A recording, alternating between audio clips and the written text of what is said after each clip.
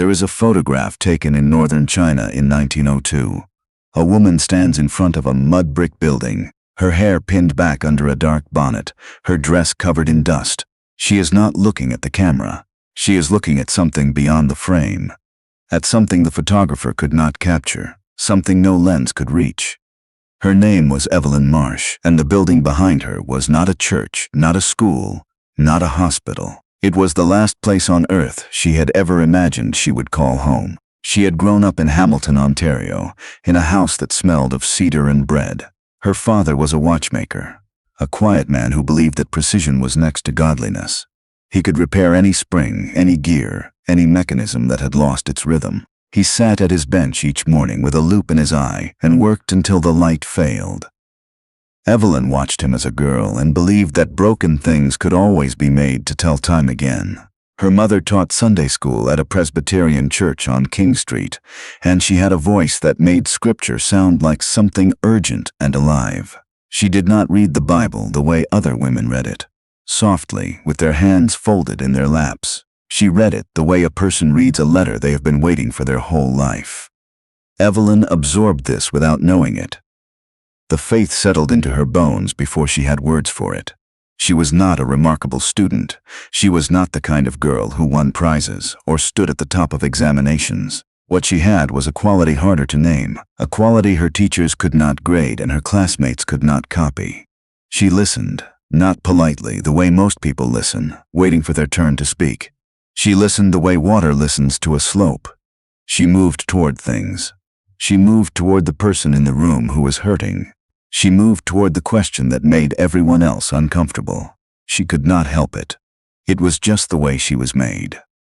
When she was 19, a missionary named Harlan Webb came to speak at the church on King Street. He had spent 12 years in Shanxi Province in northern China, and he stood at the pulpit with the bearing of a man who had been refined by something severe.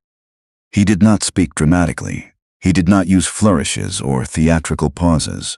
He simply described what he had seen: villages with no clean water, children with eyes swollen from trachoma, women who had never heard that they were loved by God. And when he finished, he folded his notes and said, very quietly, "The harvest is plentiful. The laborers are few."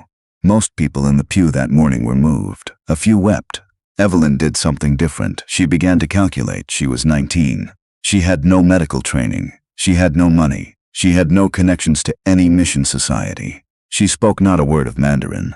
And yet, sitting in that pew on King Street in Hamilton, Ontario, in the autumn of 1887, she felt something that she would later describe, not in public, but in the private pages of her diary, as an instruction rather than an inclination. Not a feeling. A directive. She did not tell her parents right away. She waited 3 months.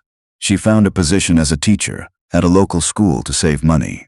She wrote letters to the Canada Presbyterian Mission, inquiring about how a young woman with no medical training and no language skills might be of use in China. The letters she received back were kind and cautious and not particularly encouraging. A woman her age, without a husband, without medical qualifications. The path was narrow and the committees were careful about who they sent. She wrote again and again.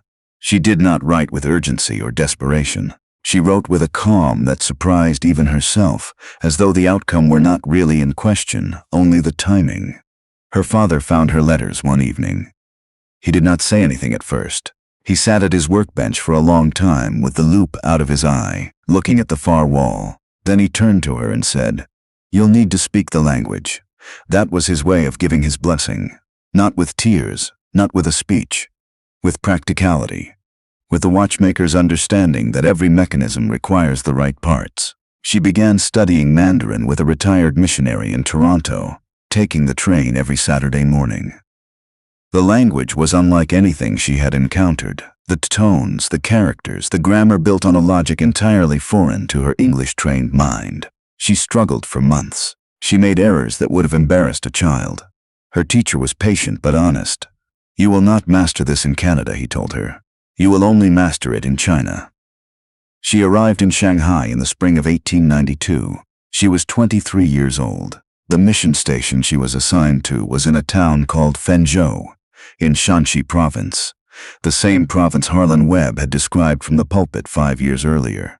It took 3 weeks to reach it from Shanghai. By steam launch up the Yangtze, by cart across the mountains, by foot through the last stretch of valley where the road gave out and became a footpath between terraced fields. When she finally arrived at the mission compound, she sat down in the courtyard and did not stand up for a long time. Not from exhaustion, though she was exhausted, but because something about the smell of the place, the charcoal smoke, the particular quality of the air at high altitude, struck her as familiar, as though she had been oriented toward this location for years without knowing the coordinates. The work was not romantic. It was never romantic. She taught in the day school, which met in a room with a packed earth floor and paper windows that let in the cold. She visited women in their homes, women who would not come to any gathering where men were present, who could only be reached by another woman going to them.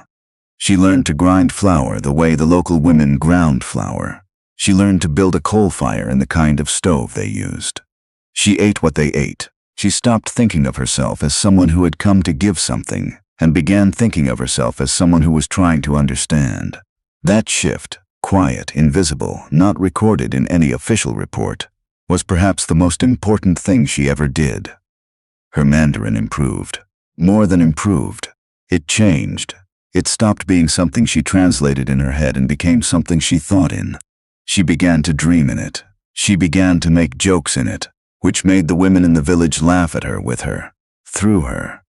And the laughter was its own kind of bridge. She had been in Fenzhou for 4 years when the rumors began. There was a sickness moving through the villages to the north. It was not cholera, not typhoid. People knew the face of those illnesses by now. This was something older and slower and, in its own way, more terrifying. It took the feeling from the fingers first, then the feet. It settled in the skin and began, gradually, systematically, to unmake the body from its extremities inward. The villages in the mountains where it appeared had no doctors, no access to any mission hospital, no government health worker within 3 days' travel. The people who showed the first signs were quietly moved away from the community. They were given a little food. They were essentially left.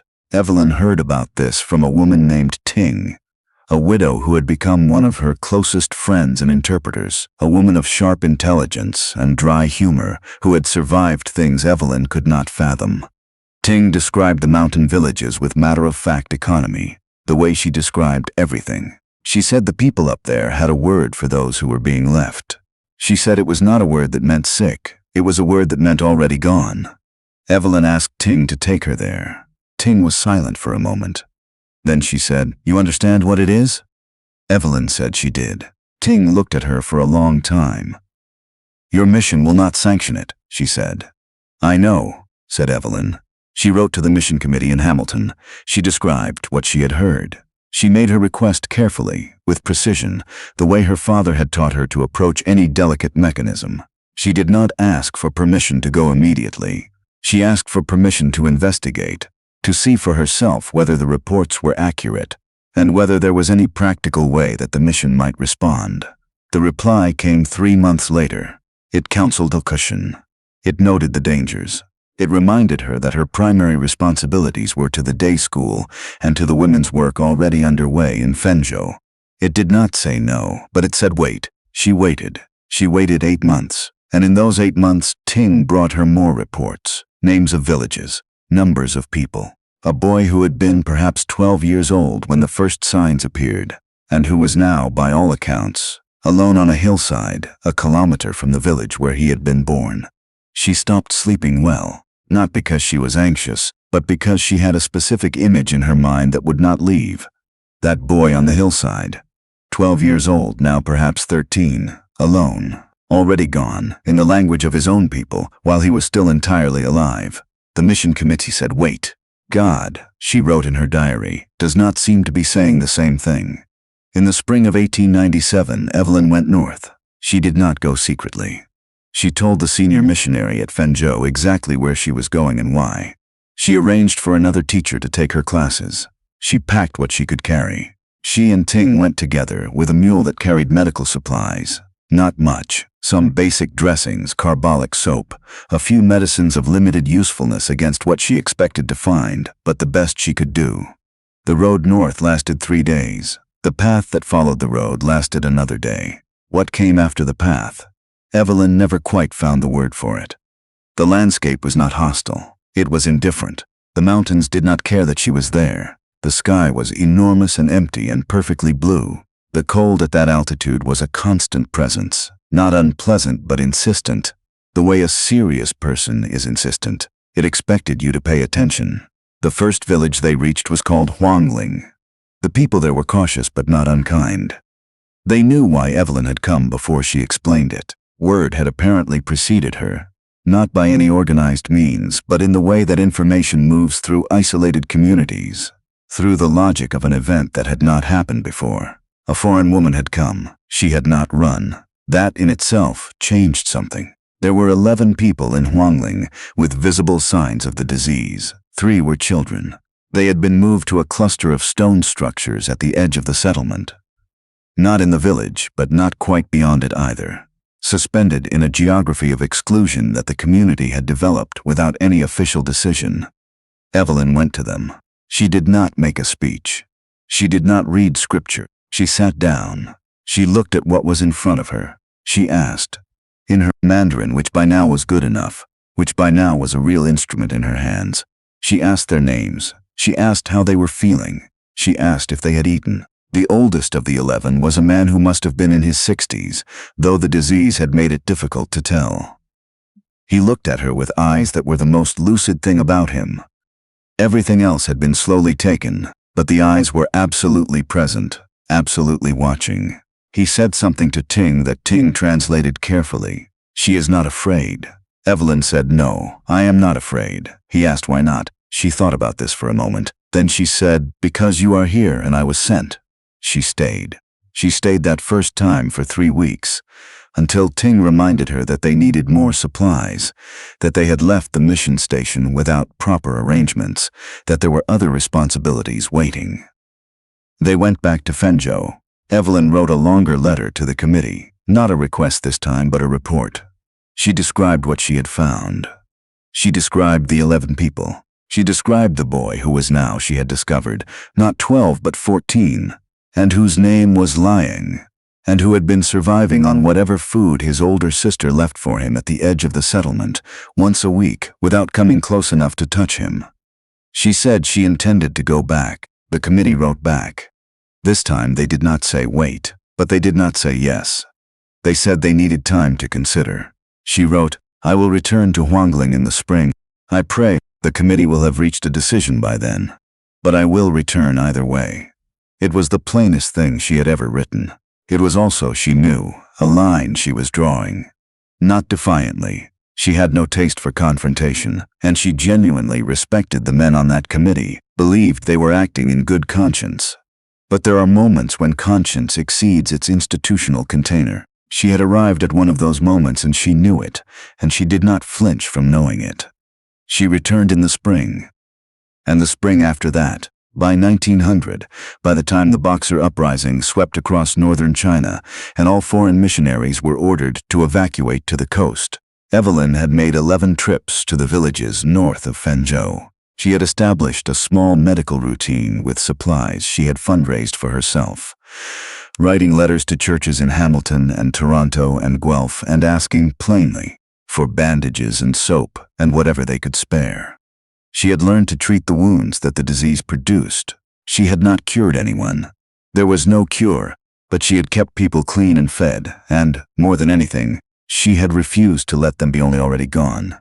She evacuated with the other missionaries in the summer of 1900. She reached the coast. She was not harmed. She arrived back in Canada in the autumn of that year, gaunt, quieter than she had left, with a quality to her eyes that her mother noticed immediately and could not name. She was 31 years old. She sat in the kitchen in Hamilton and drank her mother's tea and looked out the window at the maples going orange along the street. Her mother said, "You're going back." It was not a question. Evelyn said, "As soon as I'm able." She went back in 1902. Not to Fenzhou.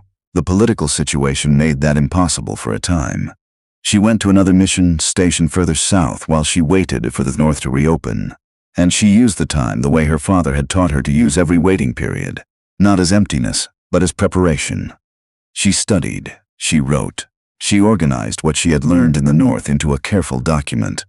A proposal for what a proper leprosy station in Shanxi Province might look like.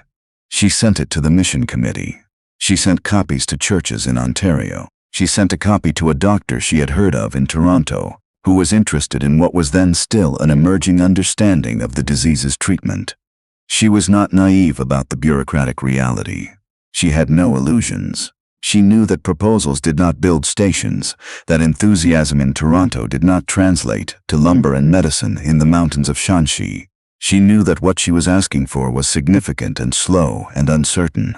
She sent the proposal anyway. The mission reopened the north in 1904. Evelyn returned to Fenzhou. The first thing she did was take the road north to Huangling. Liang was still alive. He was 21 years old now, and the disease had progressed. The hands were more affected, the feet. But he was alive. When Evelyn arrived at the edge of the settlement, he looked at her for a long moment and then said, in Mandarin, something that Ting translated with a slight catch in her voice. "I knew you would come back," he said. "Of course," he said. "The others thought you were gone." She sat down across from him. "I was only away," she said. The station was approved in 1907. It was a modest thing. A few buildings, a small dispensary, a garden that the residents themselves managed, because working in the garden was one of the things that was still possible for many of them. And the act of growing food had a dignity to it that Evelyn thought of as essential to the whole enterprise. She did not run it like an institution. She ran it like a household, with the understanding that a household is a place where people belong. The committee in Hamilton was not always supportive. There were years when funding was uncertain, when the reports she sent were received with concern rather than enthusiasm, when younger missionaries arrived and looked at the station, and looked at Evelyn, now in her 40s, her hair more gray than brown, her hands marked by 12 years of the cold, and could not quite understand what they were looking at. They expected something more organized, perhaps, more legible, more obviously a success by any metric they knew how to apply. What they saw instead was a woman who knew the name of every person in that settlement, who remembered not only names but details, who had a brother in which village, who made the best noodles, who had not slept well in 3 nights and why, who sat with the dying without hurrying them and without flinching, who had, over the course of 15 years, so thoroughly abandoned the distance between herself and the people she served that the distance no longer existed. The work was not legible in a report, but it was real. Liang died in 1913. He was 30 years old. He had outlived the prognosis that any European doctor would have given him by at least a decade, which Evelyn attributed not to any specific medical intervention, but to the fact that he had been seen and known and cared for consistently for nearly half his life. He died with Ting beside him and Evelyn outside the door, and when it was over, Evelyn walked to the garden and stood there for a long time looking at the rows of vegetables, and she did not cry. Not because she was not grieving. She was, but because what she felt was larger than grief. It was the particular ache of having accompanied someone all the way to the edge, and having known them fully, and it was shot through with something she could only call gratitude. She wrote in her diary that night, "He was not already gone. He was never already gone. He was here, entirely here, for all of it." She returned to Canada for the last time in 1919, at the age of 50. The mission had changed. China had changed. The world had changed in ways she was still assimilating. The war in Europe, the deaths it had accumulated, the way it had altered the confidence of every institution she had ever trusted. She arrived in Hamilton and found the city subtly unfamiliar, the way a room is unfamiliar after you have been away from it for a very long time. The proportions the same, but the feeling different. She lived quietly. She gave talks at churches, at women's groups, at schools, talks that were precise and without sentimentality, because she had learned that sentiment was not the same as truth, and she had been changed by enough truth to know the difference. She did not perform emotion. She simply described what she had seen. When people asked her, and they did ask, invariably, the question rising from the audience like something they could not help themselves. When they asked how she had done it, how she had stayed, how she had gone back again and again to a place that offered her nothing by way of comfort or recognition or reward, She always paused before answering, not for effect, because the answer required honesty and honesty required care. She would say, eventually, "I did not go for the recognition. I did not go because I was brave. I went because of a boy I had never met, who was sitting on a hillside alone, and who was being called already gone by the people who loved him." She would pause again. He was not gone, he was waiting. And I think that may be the only thing I know for certain, that the ones we call already gone are very often the ones who are waiting the most faithfully of all. Evelyn Marsh died in Hamilton in 1934, at the age of 65. There was no large funeral. There was no official recognition from the government, no honorary degree, no plaque on any building in the city of her birth. The Presbyterian Mission recorded her service in 2 paragraphs in their annual report, noted the years and the location and the nature of the work, and moved on. In the valley north of Fenzhou, in a village called Huangling, an old man who had been a child when Evelyn first visited, who had watched her arrive and not run, watched her sit down in the dust beside people no one else would approach. That old man, on the day he heard she had died, gathered a handful of the people still living in the settlement and walked with them to the garden she had planted. They stood there for a while in silence. Then one of the women began to sing, something low and unhurried, in a dialect that had been spoken in that valley for 1,000 years. They did not have a photograph of her. They did not need one. They had the garden. They had the names she had given back to people. They had the memory of what it looked like when a person decides that the distance between themselves and the suffering of another is a distance they are no longer willing to keep. What if the ones we call forgotten are not forgotten at all, only waiting to be found by someone willing to make the journey? What if the thing that looks like exile is in fact a call? And what if the person who answers it, the person who goes to the hillside, who sits down in the dust, who learns the names, what if that person is changed more profoundly by the going than the ones they went to serve? Evelyn Marsh went to China and spent 27 years among people the world had written off. She came home an old woman with gray hair and calloused hands, and a quietness that people found difficult to read. She had not built a cathedral. She had not converted thousands. She had not left behind an institution large enough to bear her name. She had simply refused to call anyone already gone. And somewhere in the mountains of Shanxi, in the logic of a garden that still grows where she planted it, that refusal continues to matter, long after the woman who made it has slipped from history's view.